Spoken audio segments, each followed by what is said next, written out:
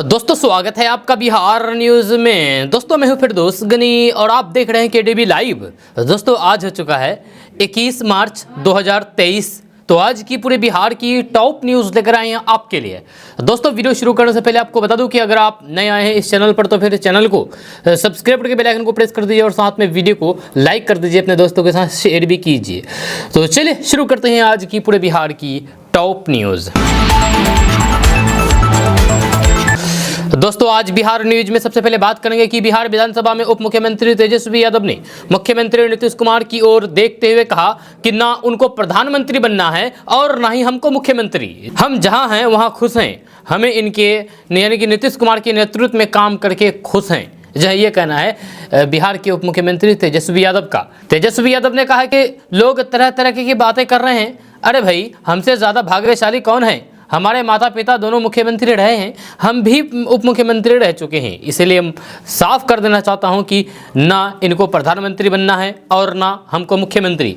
हम जहां पर हैं वहां बहुत खुश हैं। मुख्यमंत्री नीतीश कुमार ने मुझे फिर से मौका दिया है, इसके लिए मैं शुक्रगुजार हूं और उनको भरोसा दिलाता हूं कि उनके विश्वास पर खरा उतरने की पूरी कोशिश करूंगा। उप मुख्यमंत्री तेजस्वी यादव ने इसके बाद भाजपा पर निशाना साधा। उन्होंने कहा कि भाजपा के नेताओं को काम तो है ही नहीं, इनका बस एक ही काम है, हमको गाली देना, हमारा चरित्र हनन करना।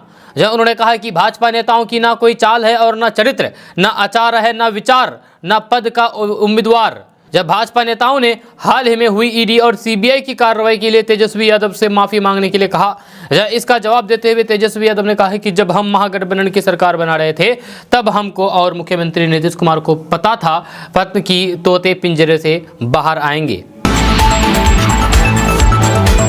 दोस्तों बात करेंगे कि जन अधिकार पार्टी के नेता पप्पू यादव ने बिहार के मुख्यमंत्री नीतीश कुमार से केंद्रीय मंत्री गिरिराज सिंह को जेल में डालने की मांग की है। दरअसल बिहार सरकार की ओर से रमजान महीने में मुस्लिम कर्मचारियों को तय समय से 1 घंटे पहले दफ्तर आने और फिर 1 घंटे पहले चले जाने की छुट्टी दी है। भाजपा नेता गिरिराज सिंह ने इस फैसले पर सवाल उठाए थे। उन्होंने पूछा था कि क्या बिहार वोट के लिए इस्लामिक स्टेट की ओर बढ़ गया है। केंद्रीय मंत्री गिरिराज सिंह ने 19 मार्च को ट्वीट किया था, जिसमें उन्होंने पूछा कि क्या वोट की खातिर नीतीश सरकार के नेतृत्व में बिहार इस्लामिक स्टेट की ओर बढ़ गया है, जहां सीमांचल के स्कूलों में शुक्रवार को छुट्टी, रमजान पर विशेष सुविधा दी जाती है और रामनवमी की छुट्टी रद्द कर दी जाती है। पप्पू यादव ने गिरिराज सिंह के इस ट्वीट को रीट्वीट किया है। साथ ही कैप्शन में लिखा कि इस व्यक्ति पर कब एफआईआर करेगी बिहार सरकार? क्या ये यूं ही बिहार को बदनाम करता रहेगा? यह ट्वीट में मुख्यमंत्री नीतीश कुमार को टैग करते हुए लिखा है कि सीएम नीतीश कुमार तत्काल मामला दर्ज करवा करके गिरफ्तार करवाएं। केंद्रीय मंत्री है तो कुछ भी बकेंगे, ऐसा नहीं चलने वाला। ऐसे ही जहर फैलाएंगे, सख्त से सख्त इन पर कार्रवाई होनी चाहिए। दोस्तों बात करेंगे कि बिहार विधानमंडल के बजट सत्र के 12वें दिन भी काफी हंगामा रहा, जहां लगातार विपक्ष सरकार को विभिन्न मुद्दों पर घेरने का काम किया। जब पटना के बिहटा में 13 साल के छात्र की जान जाने के बाद बिहार में सियासत जारी है। बीजेपी विधायकों ने इस मुद्दे पर जमकर के सरकार पर निशाना साधा है। जब पूर्व उप मुख्यमंत्री साहब बीजेपी नेता तारकिशोर प्रसाद ने कहा है कि जब से बिहार में महागठबंधन की सरकार बनी है अपराध बढ़ गया है, लेकिन सरकार इस बात को मान ही नहीं रही है। तारकिशोर प्रसाद ने कहा है कि अब अपराधियों का तांडव ऐसा हो गया है कि लोग अपने आप को असुरक्षित महसूस कर रहे हैं।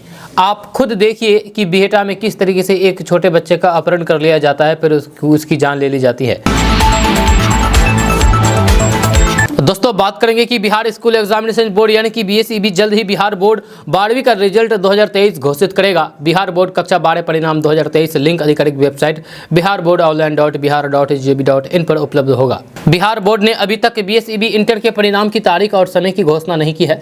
छात्र अपने रोल नंबर और रोल कोड जैसे लॉगिंग क्रेडेंशियल का उपयोग करके बीएसईबी कक्षा 12 का परिणाम डाउनलोड कर सकते हैं।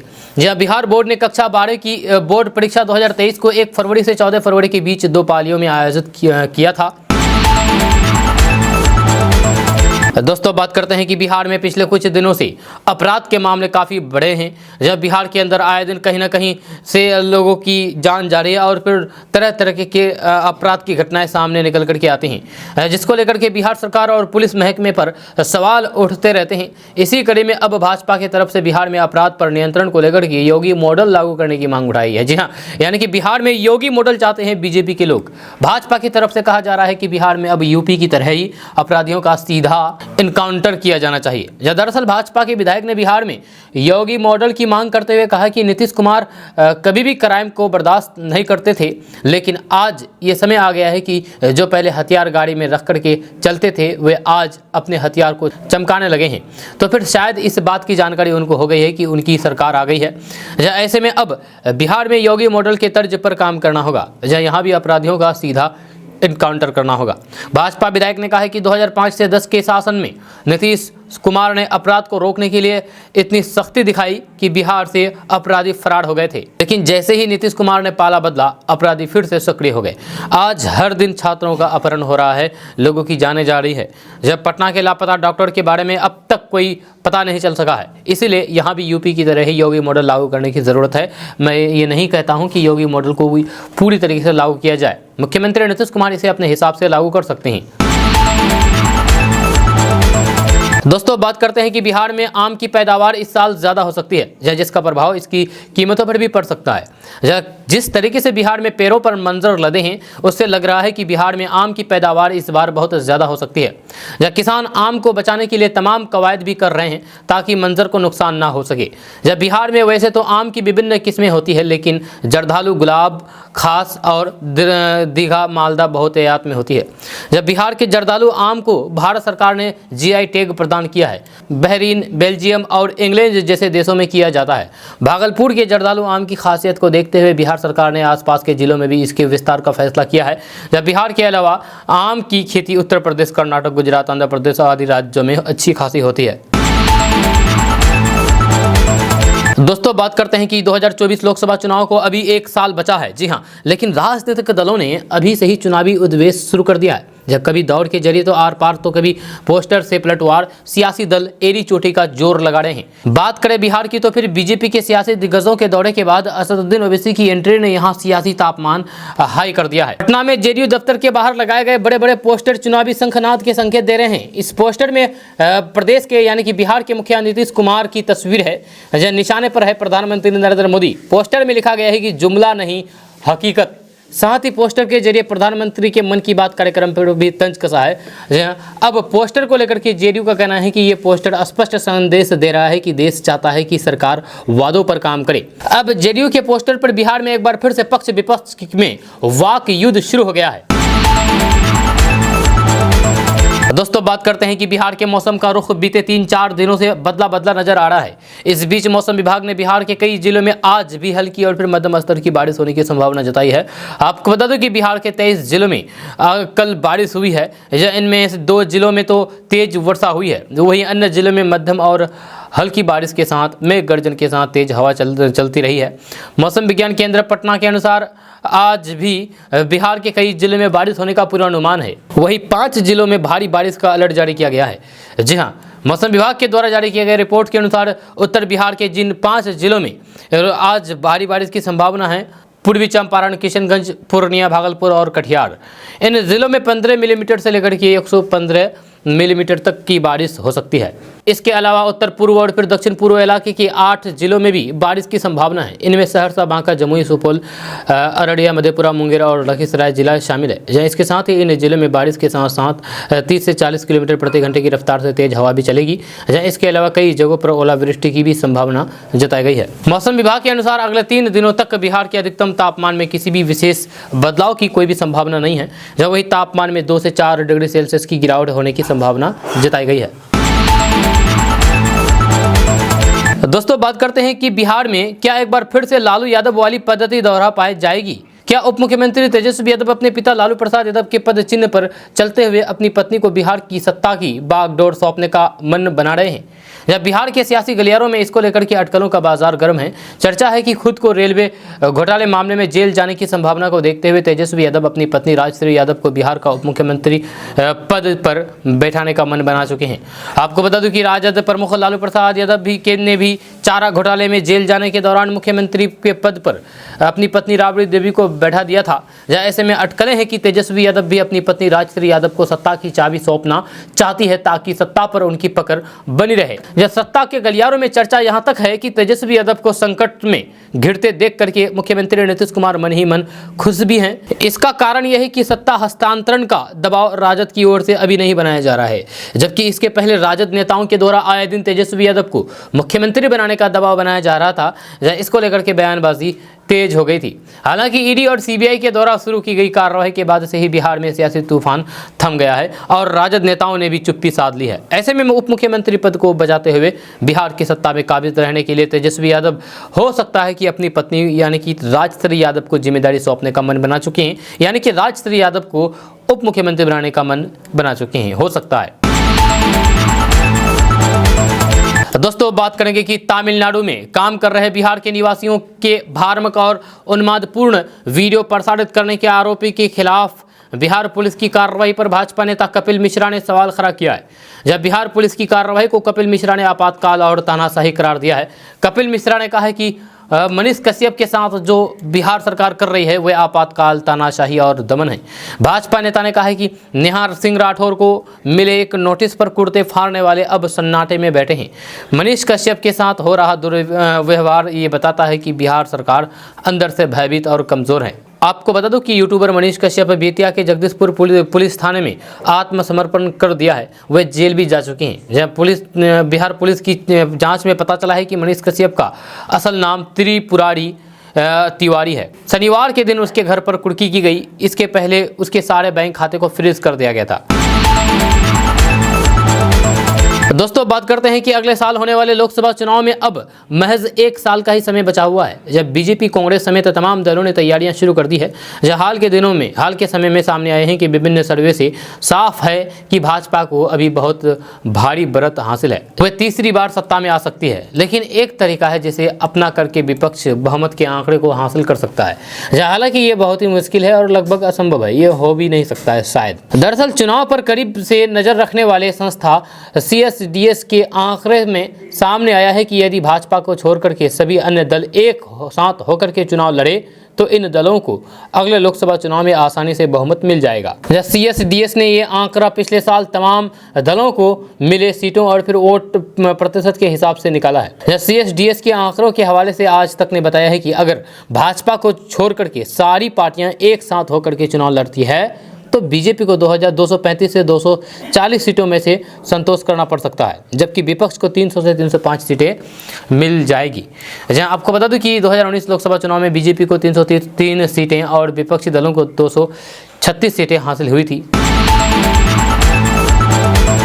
दोस्तों बात करते हैं कि AIMIM के सुप्रीमो असदुद्दीन ओवैसी 2 दिन पहले सीमांचल के दौरे पर थे। लोकसभा चुनाव को देखते हुए वे सीमांचल पहुंचे।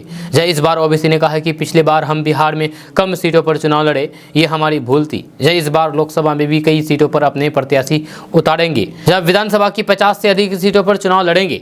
गठबंधन के सवाल पर कहा है कि पिछले चुनाव में भी हम गठबंधन से लड़ना चाहते थे, पर उन्होंने हमारा मजाक उड़ाया। जब बैठ करके सम्मान के साथ बात करेंगे तो फिर बात होगी। असदुद्दीन ओवैसी ने सीमांचल डेवलपमेंट काउंसिल की गठन की मांग करते हुए कहा कि बिहार में मॉब लिंचिंग हो रही है, जैसे शिक्षकों के पद खाली हैं। तेजस्वी यादव ने भी सीमांचल डेवलपमेंट काउंसिल बनाने का वादा किया था पर नहीं बना। CM नीतीश कुमार बनाना चाहते हैं पर दिल्ली का रास्ता सीमांचल होकर ही जाता है, ये उन्हें समझना होगा। ओवैसी ने कहा है कि राजगीर में ग्लास ब्रिज बन गया है, लेकिन सीमांचल में एक पुल के अभाव में 15 किलोमीटर की दूरी के लिए 70 किलोमीटर तय करना पड़ता है। असदुद्दीन ओवैसी ने नीतीश सरकार पर सीमांचल के साथ भेदभाव करने का आरोप लगाते हुए कहा कि यहाँ पुल नहीं बन रहा है या फिर 8-10 सालों से प्रोजेक्ट लटका पड़ा है। तमाम विकास बिहार के एक हिस्से में ही क्यों? जहाँ लोगों से कहा कि यहाँ विकास इसलिए नहीं हुआ क्योंकि आप साजिश में फंस गए हैं। दोस्तों बात करते हैं कि डिजिटल भुगतान की बढ़ती लोकप्रियता के बीच इससे जुड़े धोखाधड़ी के मामले में भी तेजी से बढ़ रहे हैं। भारतीय रिजर्व बैंक यानी कि आरबीआई के अनुसार जनवरी 2014 से दिसंबर 2022 के बीच 15 लाख से ज़्यादा मामले में 4128 करोड़ रुपए की धोखाधड़ी हुई है। इसमें डेबिट, क्रेडिट कार्ड और फिर इंटरनेट बैंकिंग के मामले शामिल है। हालांकि कुछ मामलों की बाद में बैंकों ने जानकारी दी, इसीलिए अलग अलग साल में मामले बदले भी गए हैं। 2014-15 में कुल 42 मामलों में 2 करोड़ 20 लाख रुपए की धोखाधड़ी हुई है। धोखाधड़ी को रोकने के लिए कम से कम 16 सर्कुलर या फिर बैंकों को सलाह देकर के कई उपाय किए हैं। इनमें उन्हें किस तरीके की धोखाधड़ी की रोकने के लिए उपयुक्त कदम उठाने का निर्देश दिया गया है, ये आरबीआई ने कहा है। आंकड़े बताते हैं कि क्रेडिट कार्ड से सबसे ज़्यादा धोखाधड़ी हो रही है। इसके बाद डेबिट कार्ड और अन्य साधनों के जरिए लोगों को चूना लगाया जा रहा है, लोगों को ठगा जा रहा है। दोस्तों अब बात करेंगे कि बीजेपी सांसद सुशील कुमार मोदी ने मुख्यमंत्री नीतीश कुमार और लालू प्रसाद यादव पर जम करके निशाना साधा है। जी हां, उप मुख्यमंत्री तेजस्वी यादव की संपत्ति और हाल ही में लालू परिवार पर हुए रेड को लेकर के ताबड़तोड़ वार किया है। उन्होंने नीतीश सरकार पर सवाल दागते हुए कहा और उनको चुनौती देते हुए कहा कि तेजस्वी यादव चार्ज शीटेड है, एफआईआर दर्ज है, बेल पर है और ट्रायल पर तेजस्वी यादव का मामला चलने वाला है। जहाँ उनकी 33 साल की उम्र हो चुकी है, 52 संपत्ति के मालिक है। मैं चुनौती देता हूं कि मेरे नीतीश कुमार मेरे आरोपों को खारिज करे। जहाँ सुशील कुमार मोदी ने कहा है कि महीने में 2 बार ट्रायल चलने पर उन्हें दिल्ली जाना पड़ेगा। बिहार में भ्रष्टाचार खत्म करने की बात नीतीश कुमार करते हैं, लेकिन तेजस्वी यादव पर भ्रष्टाचार के आरोप हैं। वे उप मुख्यमंत्री के पद पर हैं। क्या ये बिहार राज्य के लिए शोभा दे रहा है? उन्होंने कहा कि मुख्यमंत्री नीतीश तेजस्वी यादव को भ्रष्टाचार के मामले में उस पद से बर्खास्त करें। जहां सीबीआई ने कहा है कि इस महीने के अंत तक वे गिरफ्तार नहीं करेंगे। सीबीआई ने तेजस्वी यादव को यह नहीं कहा है कि वे कभी नहीं करेंगे। ललन सिंह के माध्यम से जो लालू परिवार के खिलाफ पुख्ता सबूत मिला है, उस पर कार्रवाई हो रही है। दोस्तों बात करते हैं कि बिहार विधानसभा में नेता प्रतिपक्ष विजय कुमार सिन्हा ने रविवार को बिहार में अपराध को लेकर के सीएम नीतीश कुमार को आड़े हाथों लिया। उन्होंने कहा कि ना बचाते हैं ना फंसाते हैं। ये बात मुख्यमंत्री नीतीश कुमार कहते हैं, लेकिन बिहार की जनता ये जान चुकी है कि ये बिल्कुल झूठा और बेबुनियाद बातें हैं। जहाँ आज किस तरीके से बिहार में अपराध और भ्रष्टाचार बढ़ा है, लेकिन मुख्यमंत्री नीतीश कुमार इसको जनता का राज बताने में लगे हुए हैं। जहाँ अब ये जनता राज नहीं, गुंडा राज बन चुका है। विजय कुमार सिन्हा ने कहा है कि बिहार में अपराध भ्रष्टाचार चरम पर है, लेकिन मुख्यमंत्री नीतीश कुमार सत्ता सुख भोगने में इस कदर व्यस्त है कि उनको जनता का दर्द दिखाई नहीं दे पड़ता है। नेता प्रतिपक्ष ने आगे कहा है कि सरकार में अपराधियों और भ्रष्टाचारियों की जमानत बैठी है, तो इंसाफ की मांग किससे किया जाए।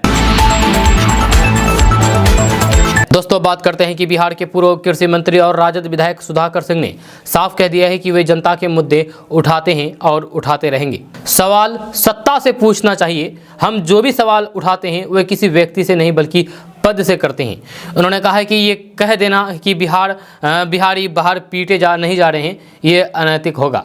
सच यही है कि बिहारी काम की तलाश में बाहर जा रहे हैं और विभिन्न प्रदेशों में पीटे जा रहे हैं। उन्होंने कहा है कि जनता के मुद्दे को उठाते रहे हैं और आगे भी उठाते रहेंगे। इससे किसी को क्या फर्क पड़ता है या नहीं पड़ता है, कौन क्या सोचता है, इसकी चिंता नहीं करते हैं। उन्होंने कहा है कि सत्ता किसी व्यक्ति की नहीं होती है, सबकी सामूहिक जिम्मेदारी होती है। सत्ता में अपना सगा ही क्यों ना हो, सवाल पूछे जाने चाहिए। उन्होंने कहा है कि ना जाने कैसे पार्टी लाइन का परसेप्शन बना दिया गया है, जब सत्ता हमेशा जनता को गुमराह करती है। इस दौरान उन्होंने शिक्षा, रोजगार और कानून के मुद्दे पर परोक्ष रूप से मुख्यमंत्री पर जम करके कटाक्ष किया है। उन्होंने कहा है कि पढ़े लिखे बुद्धिजीवी लोगों के बीच बोल रहा हूँ, इसीलिए मेरी भाषा प्रतीकात्मक है, बाकी आप समझदार हैं।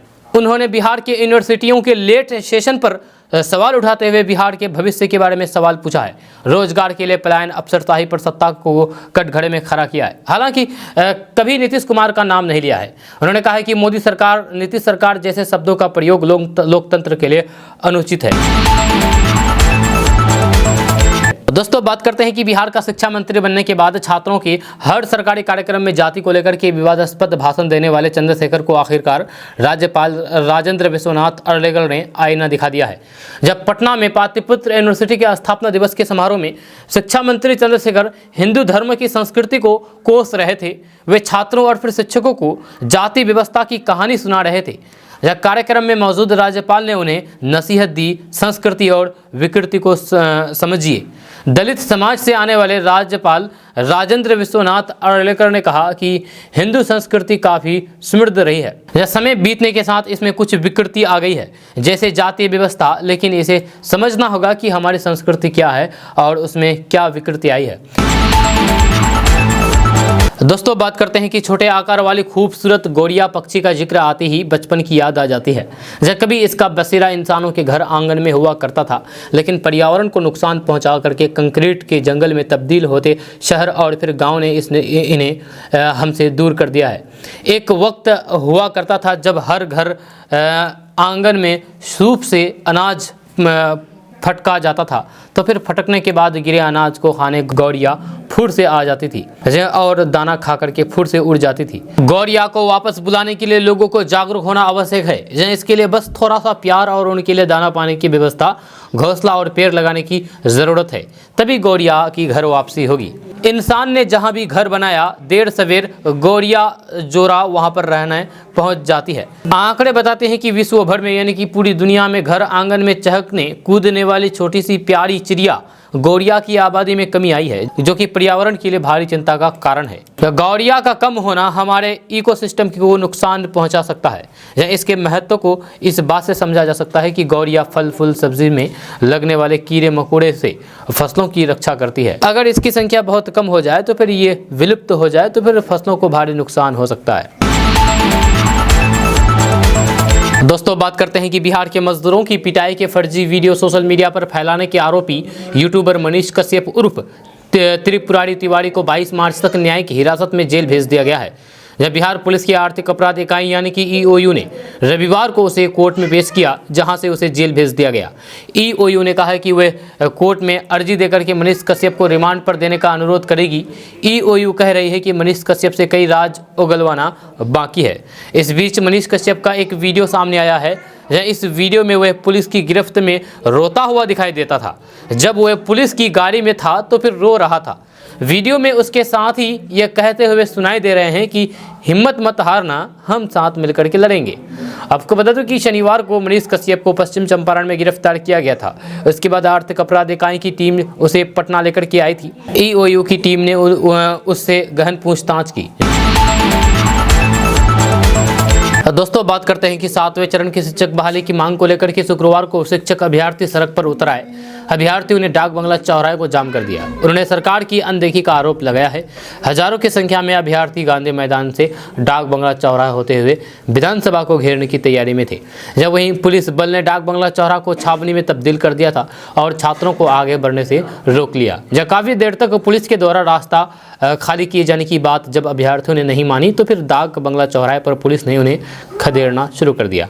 तब अभ्यर्थियों के बीच अफरा तफरी मच गई। उसके बाद अभ्यर्थी वापस लौटे। जब तक पुलिस ने समझाने बुझाने का प्रयास किया, तब तक अभ्यर्थी एकजुट होकर के डटे रहे।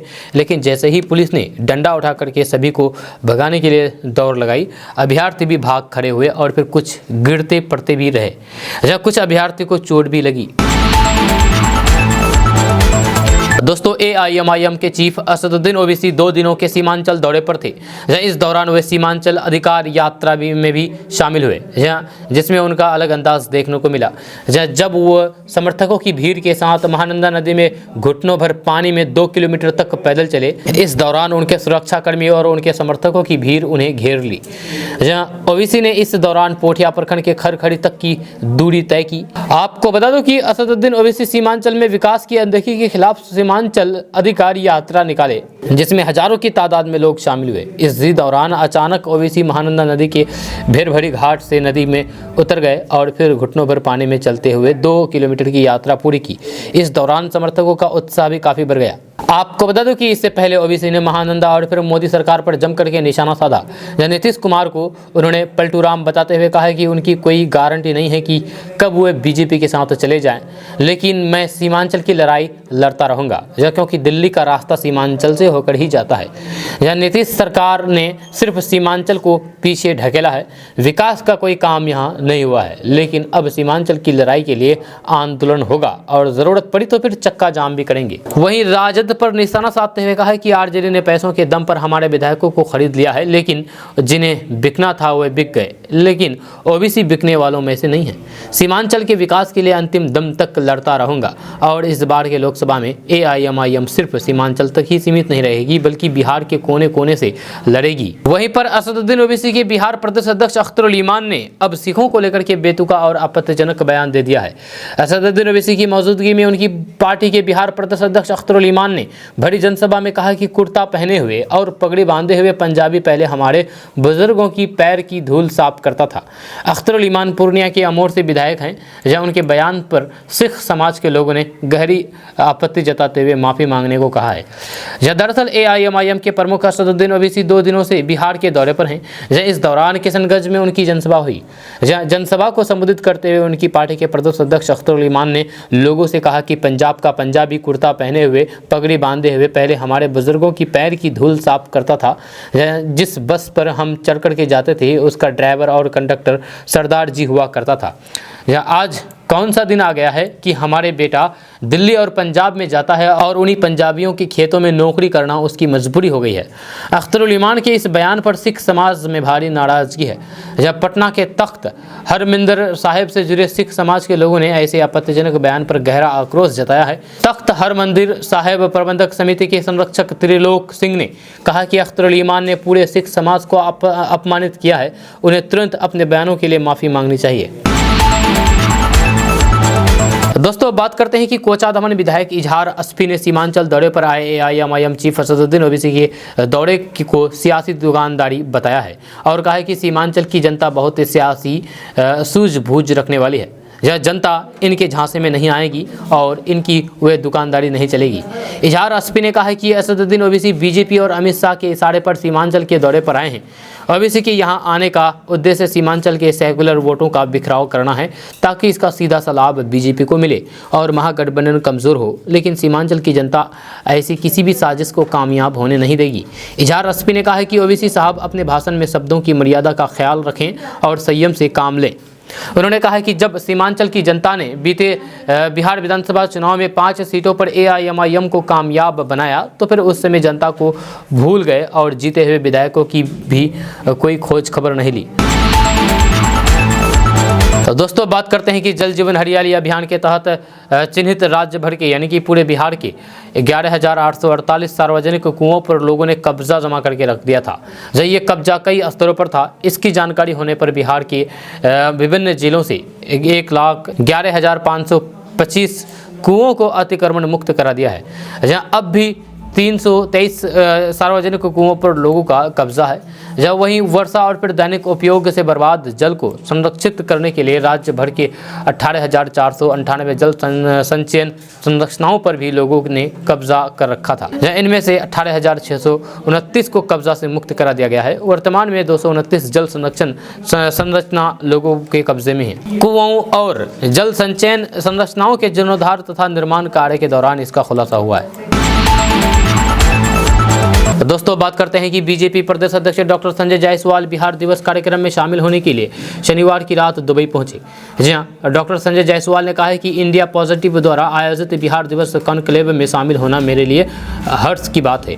बिहारी समाज से मिलकर के एक सकारात्मक बातचीत की उम्मीद है।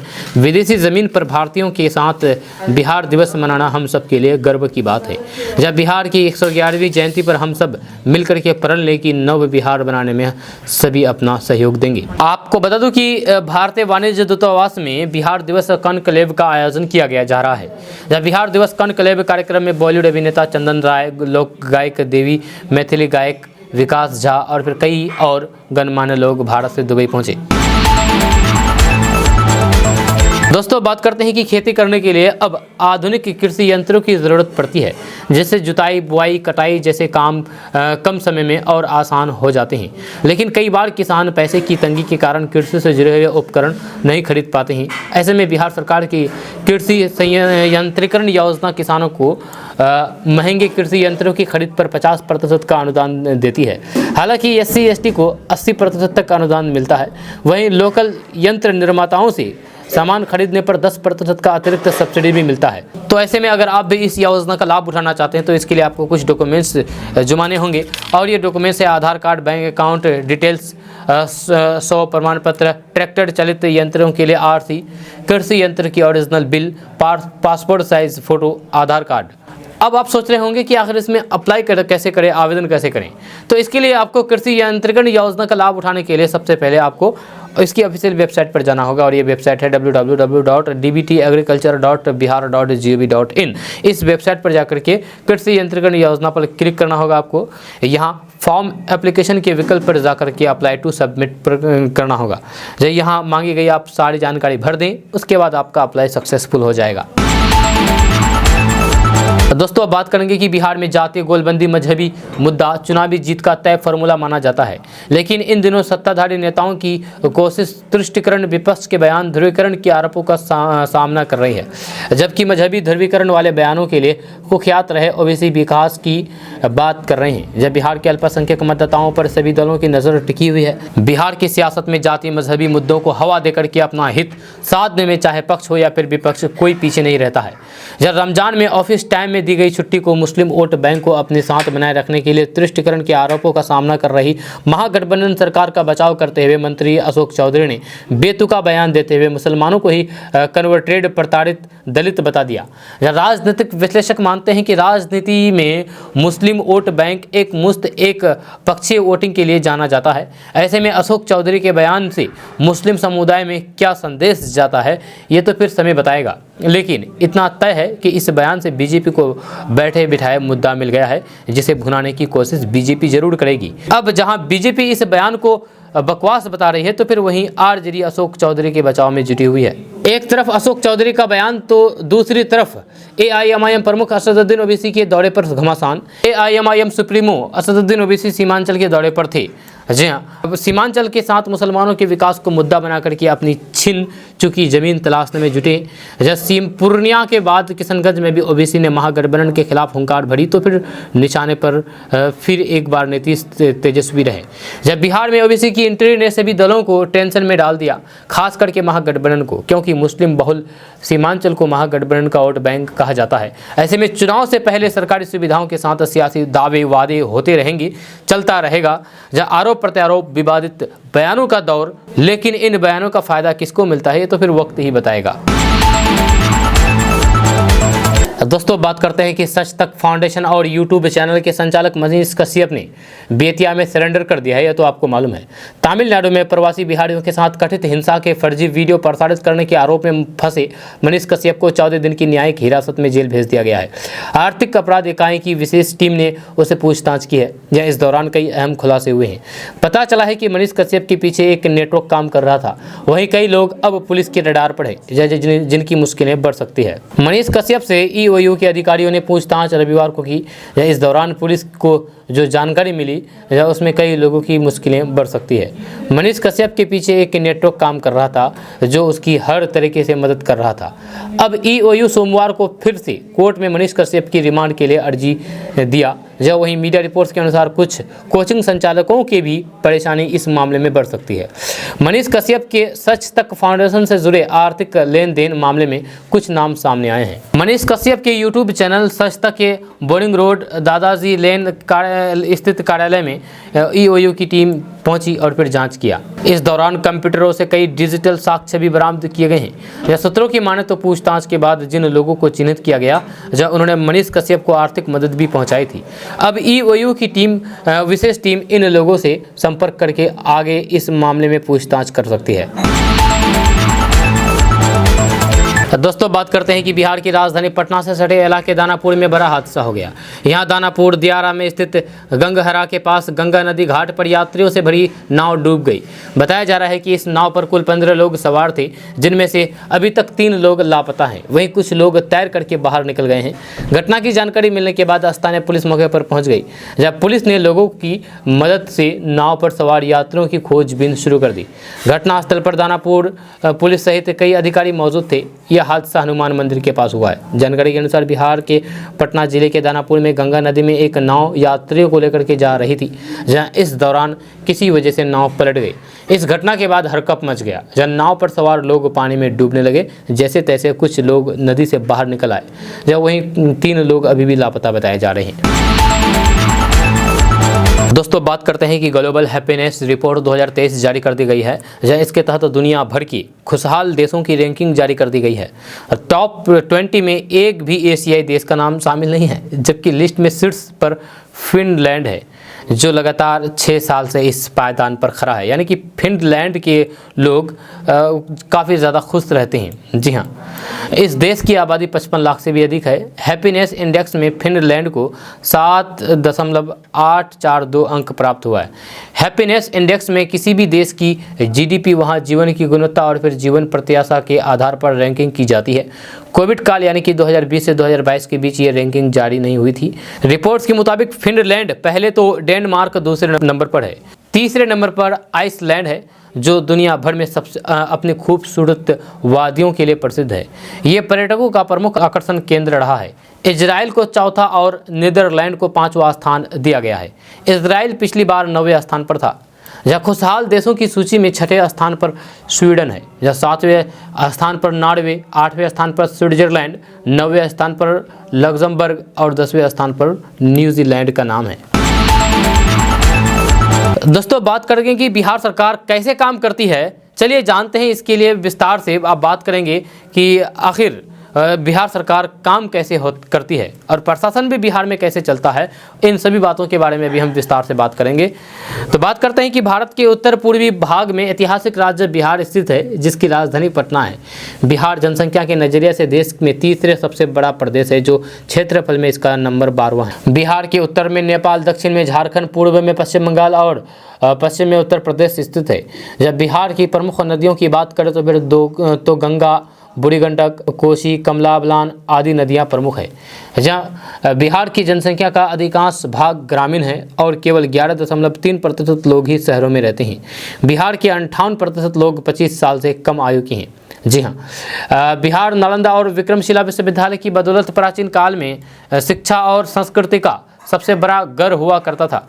बौद्ध सन्यासियों के ठहरने के स्थान यानी कि बिहार शब्द के नाम पर राज्य का नाम बिहार पड़ा है। अब बात करते हैं बिहार में सरकार की। तो भारतीय गणराज्य में बिहार को राज्य का दर्जा दिया गया। जहाँ संघीय ढांचे में बिहार में द्विसदनीय व्यवस्था है, जिसके संवैधानिक मुखिया राज्यपाल होते हैं। निचले सदन को विधानसभा तो शीर्ष सदन को विधान परिषद कहते हैं। विधान परिषद के सदस्यों का चुनाव यानी कि एमएलसी का चुनाव 6 साल के लिए होता है। जब विधानसभा में चुन करके आने वाले विधायकों की ओर से मुख्यमंत्री को चुना जाता है, जो 5 साल सरकार चलाते हैं। वहीं राज्यपाल भारत के राष्ट्रपति के प्रतिनिधि के रूप में काम करता है और फिर उसकी नियुक्ति भी राष्ट्रपति ही करते हैं। जी हाँ, शासन करने के लिहाज से बिहार को 9 प्रमंडल और 38 जिलों में बांटा गया है। वहीं बिहार में 101 अनुमंडल और 534 प्रखंड है। जब पंचायत की बात करें तो इसकी संख्या 8,471 है और 45,103 गांव इस राज्य में है। यानी कि बिहार में 45,103 गांव हैं। दोस्तों आज का न्यूज़ बस यहाँ तक। कैसा लगा नीचे कमेंट बॉक्स में कमेंट करके ज़रूर बताइएगा। अगर आप नए आए हैं इस चैनल पर तो फिर चैनल को सब्सक्राइब करके बेल आइकन को प्रेस कर दीजिए और साथ में वीडियो को लाइक कर दीजिए, अपने दोस्तों के साथ शेयर भी कीजिए। तो चलिए मिलते हैं फिर नेक्स्ट वीडियो के साथ, तब तक के लिए जय हिंद, जय बिहार।